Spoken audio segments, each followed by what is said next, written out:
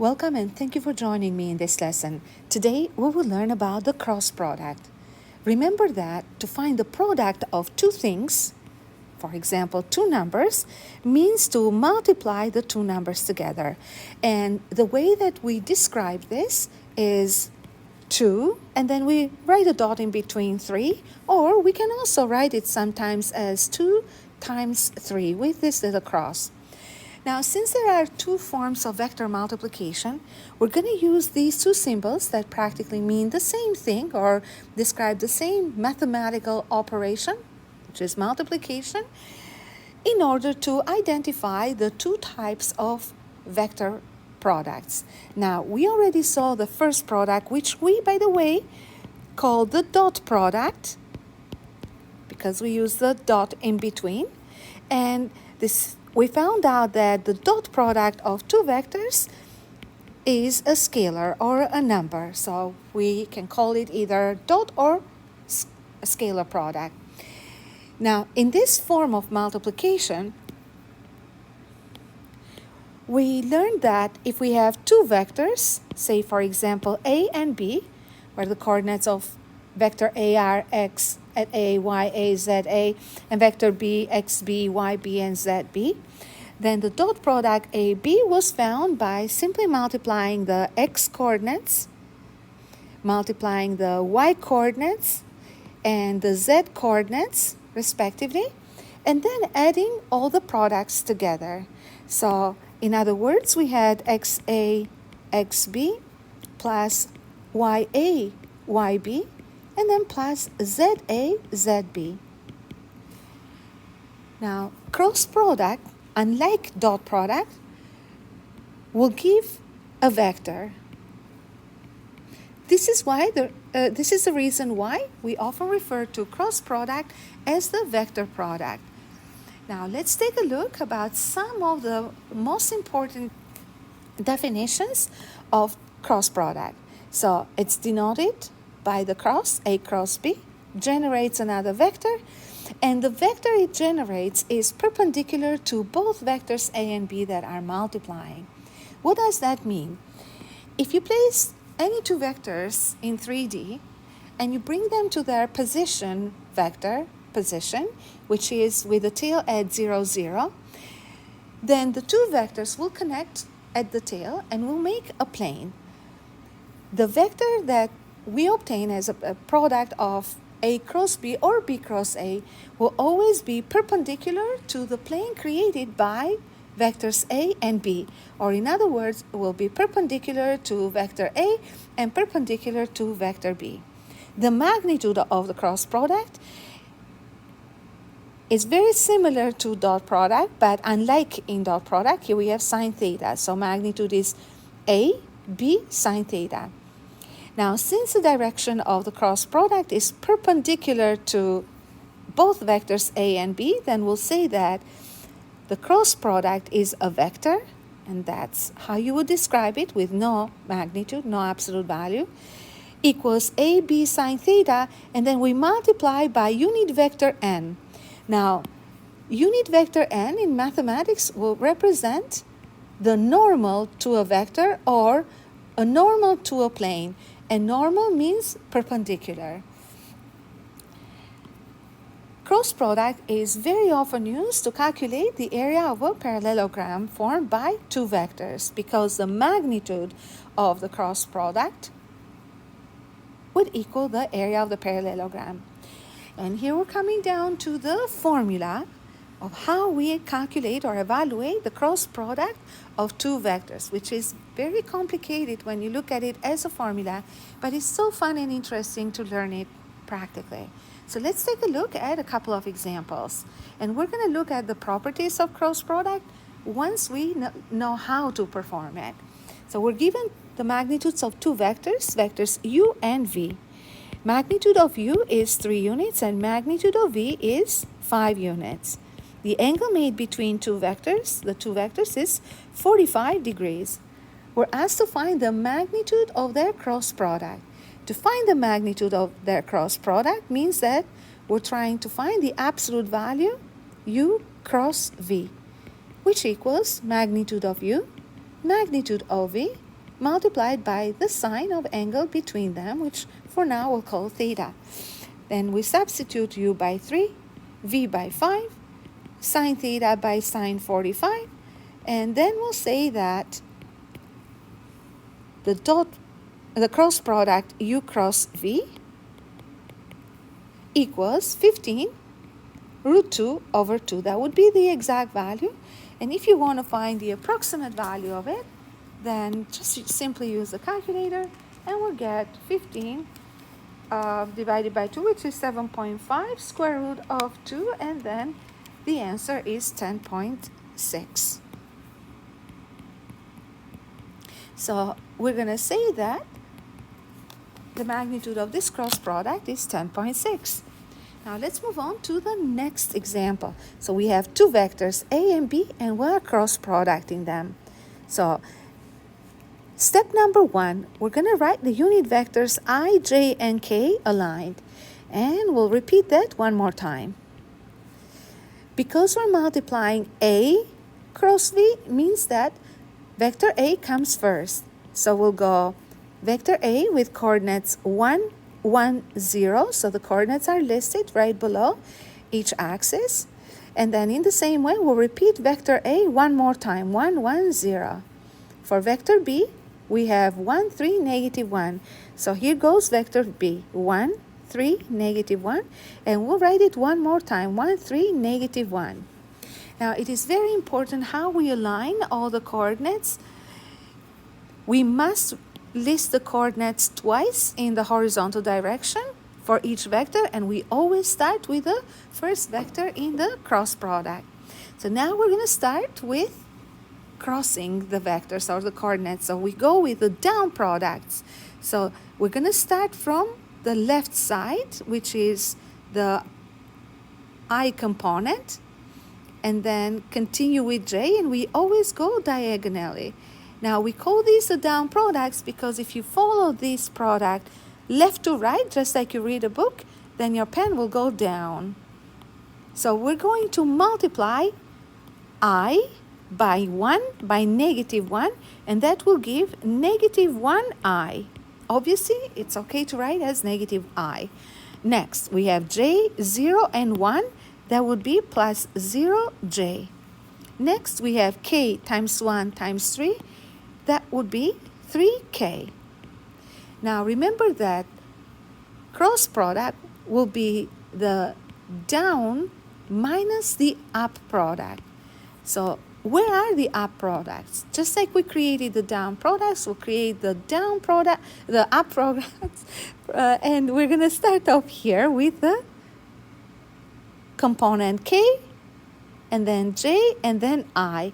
I prefer that I start from the very side of it, but you can start right away from here. It always comes with practice, obviously. And let me make this. Okay. Now, we are going to subtract the pink products. So we're going to obviously start with I, just to keep things in order. So that would be 3 times 0 times I is 0I. And then we have negative 1 times J. We have negative 1J. 1 times 1 times K is 1K. So all we have in here is the down product, subtract the up products. So let's simplify now. Remember that the vectors that go in the same direction can be simplified by treating them just like normal polynomial terms. So we have negative I plus 0J, so we don't have to write that, plus 3K, remove the brackets, minus 0I means nothing to subtract, then minus 1, negative 1J, that would be plus J, and then minus 1K will be minus K. So that would equal negative I, 3K minus 1K would be 2K. So we can save this for later, and then plus J because we want to write them in order. As you can see here, the cross product A cross B gave us the vector negative I, J, 2K. So if you want to write this cross product vector A cross B, in standard form, then you will say that this would be negative I comma j comma 2k. If you want to write this cross product vector again, but in component form, you simply write the values of the magnitudes of each of each component. So negative 1, 1, and 2. So this will be the standard, and this will be the component form of it. Now let's take a look at another example. And again, I encourage you to try this on your own if you understood how we did the first cross product. So we have two vectors here, vectors p and q. And we have to find p dot q and q dot p. So just to refresh the memory so that we establish a good understanding about the difference between dot and cross product. Again, we're going to do cross product both ways, p dot q and q dot p. And let's see what we will obtain. So p dot q means that we have negative 1, comma 3, comma 2, dotting 2, comma negative 5, and then 6. So that would equal, so again, we're multiplying the x's, and then the y's, and then the z's together. So we have negative 1 times 2, plus 3 times negative 5, and then plus 2 times 6. So that would be negative 2 minus 15 plus 12, which equals negative 5. Now, let's continue with q dot p. So that means we have 2, comma negative 5, comma 6, dot negative 1, 3, 2. So again, same idea. We're going to go ahead and multiply the x's together, the y's together, and the z's together. Let's see. So we have 2 times negative 1 plus negative 5 times 3 plus 6 times 2. As you can see here, we got the same products, right? But they're just switched around, which doesn't change the value of it. So the answer, again, will be negative 2, negative 15 plus 12, which is negative 5. So in dot product, the order in multiplication does not matter. So in other words, we say that p dot q equals q dot p. So we're going to use the same vectors now to find the cross product, and we'll compare if p cross q and q cross p will give the same number. So we'll start with p cross q first. So what we have in this case is negative 1, 3, 2. So I'm going to start off by writing the vectors first, ijk, ijk. And then we have negative 1, 3, and 2 for vector p. So negative 1, 3, and 2, negative 1, 3, and 2. Now, vector q is 2, negative 5, 6. So 2, negative 5, 6, 2, negative 5, 6. I'm going to draw a line in here, and then I'm going to start highlighting the down and up products. I'm going to go down first. Oops, that was a little bit too big. So let's change it up. So we have the i's together, the j's together, and then the k's together. It is very important, again, how we align them. If you have grade paper, use a grade paper just so that we know we're going in the right directions there. So here we are. We have 6 times 3, 18i. We have 2 times 2j. And then we have negative 1 times negative 5 plus 5k. And then this would be, we said, the down product. Let's subtract the up products. So the up products are right here, k's, the j's, and the i's. So we're going to say negative 5 times 2, negative 10i. 6 times negative 1, negative 6j. And 2 times 3, k. So plus 6k. 2 times 3 is 6. So these will represent the up product. So the down products added together, subtracted by the up products. So the up products are going this way. So let's simplify now. We have 18i plus 4j plus 5k plus 10i plus 6j minus 6k. So 18i plus 10i, 28i. And then we have 6j and 4j together, 10j. And last, 5k minus 6k minus k. So this will represent the dot product. We call them P cross, the cross product, P cross Q. So let's continue with Q cross P now. So again, same drill. So you go I, J, K, I, J, K. And the more often you do it, the faster you can do this as well. So remember that this time we're starting with vector Q. So the second vector. So we'll go 2, -5, 6. 2, -5, 6. And then we go -1, 3, 2. -1, 3, 2. That would be our vector P. -1, 3, 2. I like to draw the line in here. And now I'll continue with the products. So let's go down products first. And then we go the up products. So also, again, remember that these are the up products and these are the down products. So we have I -5 times 2, -10i. J6 -1 minus 6j. K2 and 3 is 6k. And now we're going to go up 3 times 6 times I, 18i.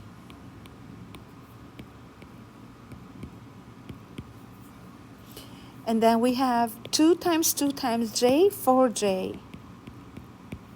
And then we have -1, -5k is +5k. So let's take a look again. So we have the down product minus the up product. So we have -10i minus 6j plus 6k minus 18i minus 4j minus 5k. So the i's will go together to make -18i. The j's will go together to give -10j. And 6k here and -5k here will give 1k. So this would be the the cross product, Q cross P. I keep saying dot product, but I mean cross product. So let's compare now. Oops, sorry. So let's compare P cross Q with Q cross P. So for P cross Q, 28 for X and -28 in here for -18, -10, -28, -28 for Q cross P. 10, -10, -1, +1. So the coordinates are exact same, but opposite in sign. So exact same value, then opposite in sign. So we're going to say that P cross Q equals negative Q cross P. Now, let's take a look at their magnitudes. So for P cross Q, obviously we are going to use the coordinates of P cross Q, which are, I'm going to grab them here actually. So these would be the coordinates of P cross Q. And we'll say that the magnitude of it would equal the square root of the x coordinate, which is 28 squared, plus 10 squared, plus -1 squared. So use the calculator, I think is a big number, 800 something. Let's take a look. And we have 885. That's square root of 885. Now, similarly, we can find Q cross P, which has the coordinates negative 28I, negative 10J, and plus 1K by using the same formula for the magnitude. Square root of negative 28 squared plus negative 10 squared plus 1 squared. And that would equal, again, just use a calculator, root 885 units. Okay, so I hope this made sense, and I hope that you found learning about cross product, how to perform cross product easy. And I will continue the video with another example. Bye for now.